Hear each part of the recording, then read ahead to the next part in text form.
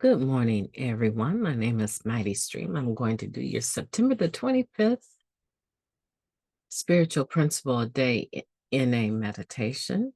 Let's go ahead and get into that meditation. I feel like I'm talking like a robot today, very slow and methodical. So I hope that's no indication as to how I'm going to read. Okay, the meditation is entitled Honesty and Self-Awareness. Honesty is the antidote to our diseased thinking.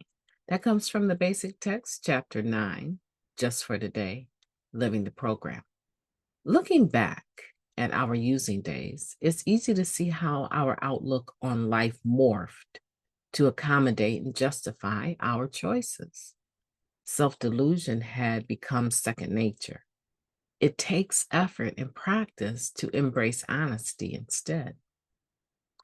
Even before we got clean, there were clues that honesty might have helped to counter our distorted thinking. At some point in our using, many of us experienced a moment of clarity, although we probably didn't have those words to describe it. Instead of the usual lies we told ourselves, we encountered a sudden wave of understanding in which we realized some essential truths about ourselves. The veil of denial lifted, if only for a moment, to give us an undistorted view of ourselves and the mess we made. It wasn't pretty. That brief encounter with reality stuck with us and wore us down until we were ready to try something new. Eventually, we make it to the rooms and identify ourselves as newcomers. We give our real name, take a breath, and add, I am an addict. This admission transforms a tired old excuse into an affirmation and positions us for the first of the 12 steps. With the steps as our guide, we honestly confront the wreckage of our past and establish practices that help us maintain our connection to reality. Recovery is a collective practice, and community is essential to learning about honesty.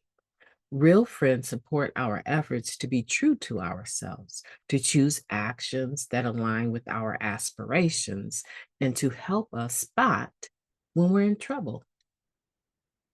I surround myself with people who aren't satisfied when I tell them I'm fine, when they know better. In public, they let that slide. They give me the side eye and say, really? In private, they ask questions that challenge me to get honest, like, what are you afraid of? And where would you be without that defect? Our delusions crumble under such scrutiny. Resisting well rehearsed, unhealthy patterns takes this kind of support and a whole lot of courage.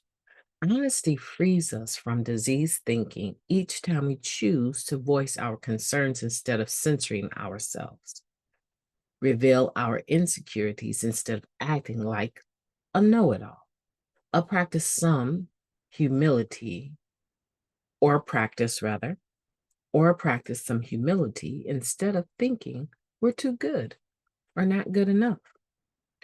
I'll take some time to honestly evaluate any feelings and behavior I've avoided looking at.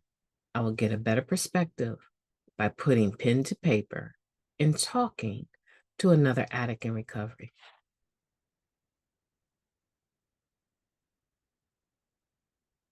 Let's take a moment of silence followed by the we version of Serenity Prayer. Moment of silence now, please.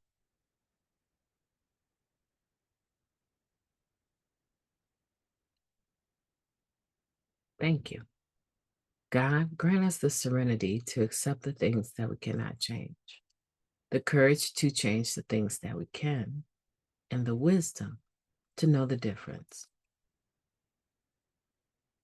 Just for today, please and thank you. Wow, so I just had an epiphany during this meditation, honesty and self-awareness. So for many of us, I believe what I am consciously aware of right now is that we spend a lot of time creating an illusion. We create the illusion so that onlookers or people that are somehow observing us don't get the real deal. They don't get who we really are. It's not that we aren't okay with who we really are. I'm assuming we're in recovery and we're trying to improve ourselves, right, for a reason. So I'm not implying that we're not okay with ourselves. I am saying that we pick and choose who we present our complete selves to, right? We choose who we let in. The person in this story is talking about having a friend who will actually let them get away, slide with some of that facade that they have in public, but then ask them later, what was that all? Ask them later, what was that all about, right? And that they appreciate that because our delusions crumble under such scrutiny.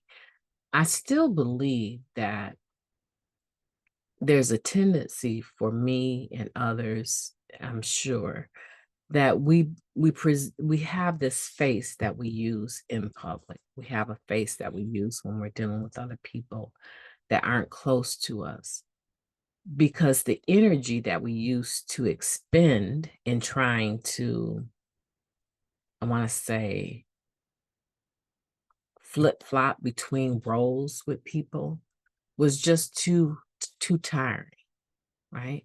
It took a lot out of us. Sometimes we had to use just to be able to deal with the cycling of all these personalities that we were presenting. They're all lies, right? Or maybe there's some truth to what we're presenting, but not complete truth. So I think what happens in this world today, especially after the pandemic, is that we're all used to having to be masked anyway to go out.